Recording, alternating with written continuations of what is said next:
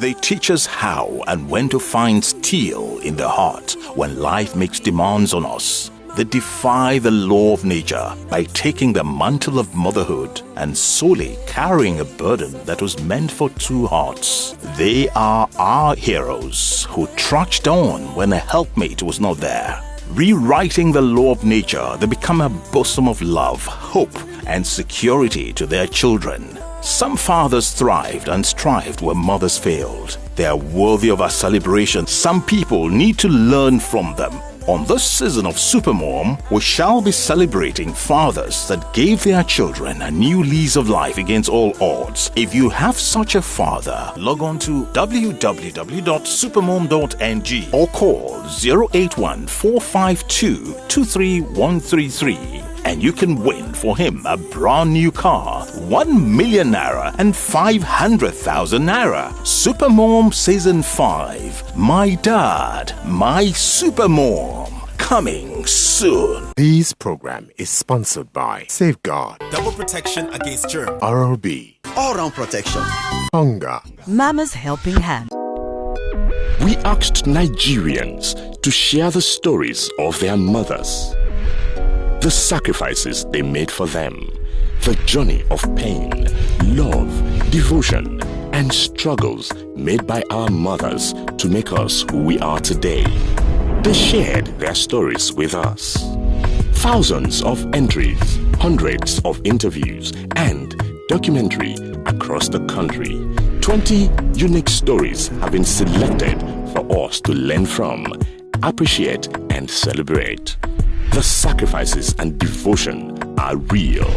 Real people, real stories, real experiences. The emotional true life experiences being shared, narrated, and dramatized are simply captivating. Sit back, relax, and enjoy the most touching stories of our mothers. The Supermom reality TV show Celebrity Edition starts now. You're welcome to the most passionate reality show on TV. Today's episode, as always, it's going to be fascinating as we commend yet another two valiant mothers who suffered and struggled to clear a genuine path for their children to pass through. The gift of birthright with which they fostered their children has continued to be a significant motivation for these children to shape their lives. Talented Cobhams' music career started as a child when he used to puff his cheeks to play the 12-bar blue, but the music-loving world knows better. He must have started in his mother's womb. Today, he's known for producing some of the greatest artists in Nigeria. Noteworthy among these artists is the Nigerian soul-singing sensation Asha, whose 2007 eponymous debut album became an international hit among others. After working as head of audio productions at a local label, Entertainment, he set up his own recording facility in 2006. He is now the CEO, head of production of Cobhams Asuquo Music Productions, an all-encompassing entertainment company that discovers, nurtures, and exposes great music talents. Cobhams has won multiple local and international awards for his creative and entrepreneurial contributions to the Nigerian music industry. Cobhams is signed on to Sony ATV London as a songwriter.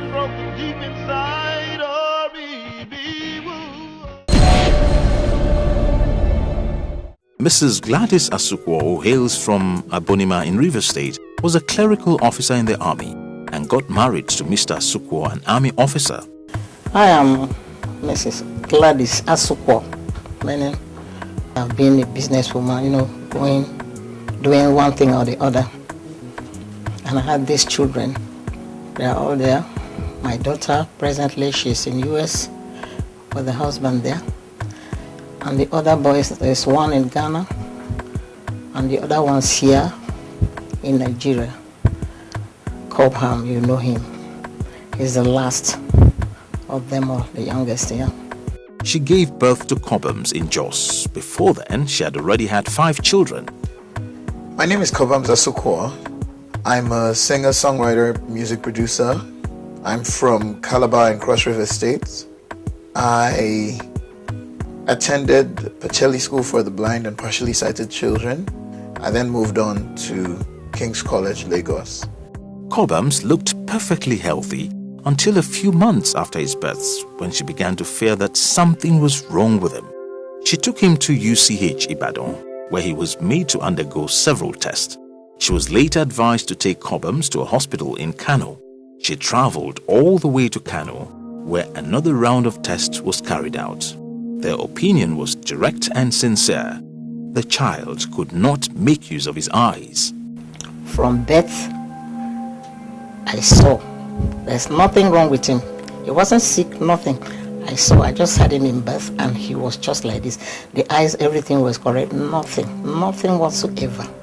Though when I had him, as a mother, and when it comes to like 2 or 3 months, as a mother, you notice something in a baby, where you play with a baby and the baby will not respond and all the rest of it. So, I was worried and we had to take him. I had to take him to a hospital first. I took him to University Hospital Ibadan. We went to University Hospital, teaching hospital. Took him to the theater and everything. Nothing. They said nothing was wrong. I was still worried as a mother. Then lastly, they have to tell me that I should take him to an eye clinic, and that was Kano. That was the last place I went to. Kano. I went there. The doctor looked into his eyes and said, "Madam, don't leave this baby at home. Send him to school." That was just all. At the age of 6, Cobham's love for drums had developed greatly. He would beat virtually anything he could lay his hands on. He has been a music lover right from birth. Not that things you see him do, it's not that we take him anywhere, that we go to school, that we put him in any school to go and learn even the piano or anything, playing anything or the music. No matter the pressure put on him by anyone to stop drumming, Cobhams would not stop. As soon as he found a suitable place, he would continue with his drumming. And there is this man in the barracks, the RSM. He fears nobody. This is my son. When you talk to him, you not listen. But when that man comes, they will tell him, "Look, RSM is around," though. He will just run inside the house. And after then, he will go back again. He will be beating. Anything he touch, he will be beating. That's all. That's how he just started his music. Mrs. Asuquo noticed his love for music and encouraged him by buying toy musical instruments for him. Children inside the barracks would come to their house to listen to him play. When I had him when he was small, so we had to get something like a Casio. We see him, was very, very interested in playing, using his fingers and doing something. So we bought him a Casio at home. He will sit, he will be playing that Casio. That Casio is just small, something just like a piano. When he was 2 or 3 years of age, he would go around the house to locate things. As he grew up, Mrs. Asuquo realized he loved to do house chores like his other siblings.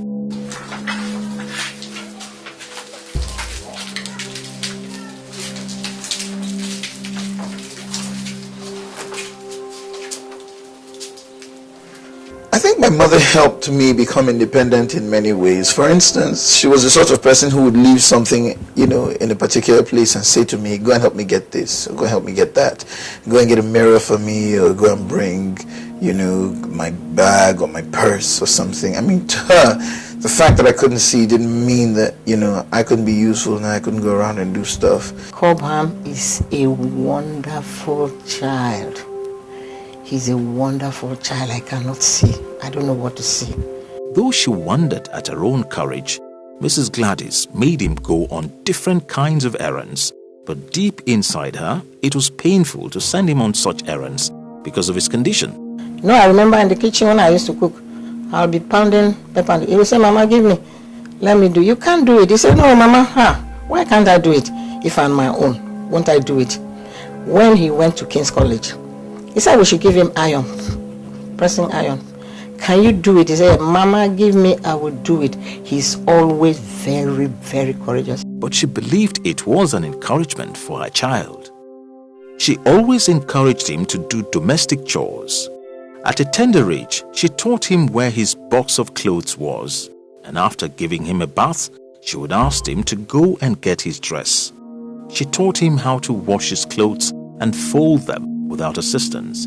He was going to boarding school and she wanted him to be independent as much as possible. Because when he went back to school, when we put in partially school for the blind, we go there, we give him his clothes. He can wash his clothes and dry it where they tie the rope. He does that. Because at home, I teach him how to do that. Because his clothes, where his box, we used to keep his box, we show him. So whenever he wants his clothes, we just tell him, please go and get your clothes. After giving him his bath, go and get your clothes. He will now walk down there and get his clothes. No, I wanted him to do something on his own. He does everything on his own. I know that everything she did, everything from, leaving work to just dedicating her time to me. I feel like I know that I am who I am in a lot of senses because she raised me. So it's not about one sacrifice. It's about, her life from the day I was born is a sacrifice, pretty much. Cobhams was fond of listening to the BBC when he was a kid. He would hold on to the radio much to his brother's displeasure, who favored other stations. They would eventually force the radio from him and Cobhams would begin to cry. In fact, when he was just 5-6 years old, we had this thing, a radio, that Wacko old something then. He will go, he will press, he will do this, he will do that. The brothers will beat him, please stop, we want to do this. Say no, we don't know that he had this ambition, he has this thing in him. They were still in the barracks when Mrs. Asuquo's husband was posted to Chad Republic for a peacekeeping mission, and she was left with the children. It was not possible for him to send or post money to them. These made things very tough for her. My father was in the army and had to be posted, and so she would stay with the family and she would keep us all together. And, even when times were tough, she would make do with whatever little we had, and there was always a hot plate as far as she was concerned. She never tired, to cook and clean and correct and love and admonish and praise, and she was just there. She was there. The father was away, posted to Chad. They went for this peacekeeping force. He wasn't around with me, but I was with the other children. I was working, but the little money I have, I'm paid. I have to take care of them. I wasn't worried. She then began to sell groundnut. The money she earned from the sales was used for their upkeep. I did many things. I didn't mind it. I was even selling this thing, groundnut. I have to sell this. They buy groundnut for me. I will boil groundnuts. I will sell in the barracks. Soon, they moved to Lagos and life became more bearable. Her husband was back in Jos, and he made it a point of duty to send money to them. We left Jos. Also, we were posted back to Lagos. Later then, the father, he was back from Chad, the peacekeeping force. So I was very happy. Her children were doing well, especially Cobhams, who was in his second year studying law at the University of Lagos. I had a brief stint, a brief love affair with the University of Lagos that ended abruptly. I was studying law, and then I left in my third year to pursue music. Still in school, Cobhams informed her of his intention to go into music. Mrs. Asuquo was not surprised at all. She had always known that he had the talent and could do very well if he decided to have a career in music. So when he told me as he's leaving school for music, well, I wasn't surprised. Well, I just pray that if that is the will of God, let it be done. If that is the thing he will do now to keep and to live. Now you can see, you can't force a child, no? Can't. So I encourage him. But I'll never forget what I'll never forget what she said to me when I told her, that I was leaving school.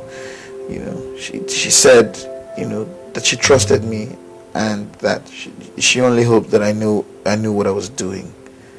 And it's so because, some of the kindest words I've ever had spoken to me have come from her.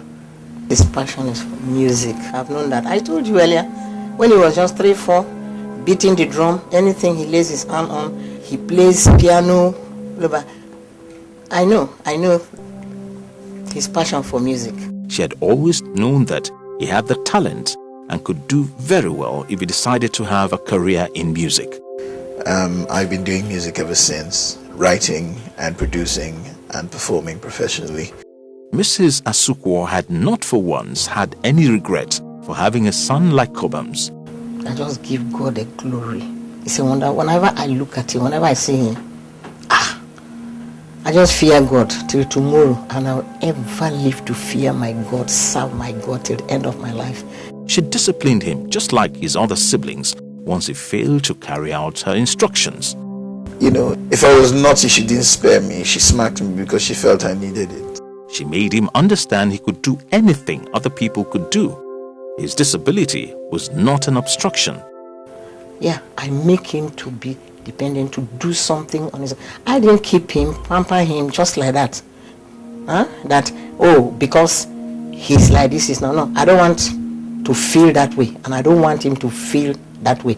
I made him to feel that he is the whole family, the brothers and everybody. Every one of them, they are equal. He can do what they can do. She did not abhor any pity for him because she believed it would weigh him down. She did not indulge him because of his disability. She saw into the future and she wasn't going to get in the way. You know what I mean? So she was very encouraging. It's strange that, a parent would relate like that and out of love. You know what I mean? Because, even parents who would insist on their children remaining and doing whatever it was, they were studying at the time, would do so out of love. But it was a time when I was frustrated, and I guess maybe she could sense my frustration or whatever it was. But she just gave in. She gave in, and I had her blessing. So, I knew I could not have failed. To be honest, I couldn't have failed. It couldn't have happened any way else, any other way, because it met with her approval and with love too. All these passionate attributes have been the propeller behind Cobhams and has gotten him to where he is today. So I encourage every mother, whatever situation you find yourself in, give God the glory, because He knows why that thing happened. You don't know why things happen. Just you don't know. You can't. You can't tell God why. No, don't doubt God. Don't say, God, no, why did you do this to me? Don't. Just be prayerful. You don't know, because behind everything happening, there is a reason for it. Tell me you could be like a mama. Hey, tell me you could be Mama, I know I don't get to say this every day, and it's a shame that I don't, because I should say it every hour. I should say it every minute.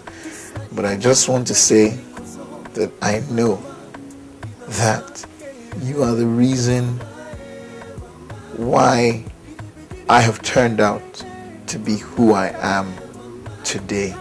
The words, the things that you said to me growing up, your correction, your prayers, your tears, everything that you did, I don't take it for granted. From my heart, I wish for the day when I will be able to show you just what you mean to me. But I don't know if that day would ever come, because I don't know if there's any one thing that can fully express what you mean to me. So I guess every day is an opportunity, and I will take every single day that I have and that I have you to just express how much you mean to me. You're very, very special, and I love you very, very, very much. They teach us how and when to find steel in the heart when life makes demands on us. They defy the law of nature by taking the mantle of motherhood and solely carrying a burden that was meant for two hearts. They are our heroes who trudged on when a helpmate was not there. Rewriting the law of nature, they become a bosom of love, hope, and security to their children. Some fathers thrived and strived where mothers failed. They are worthy of our celebration. Some people need to learn from them.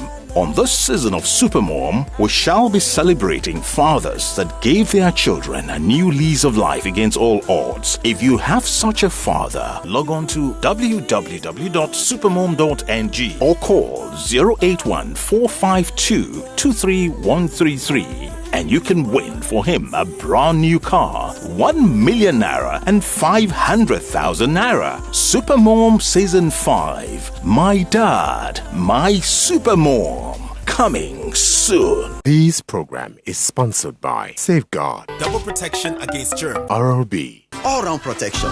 Hunger. Mama's Helping Hand.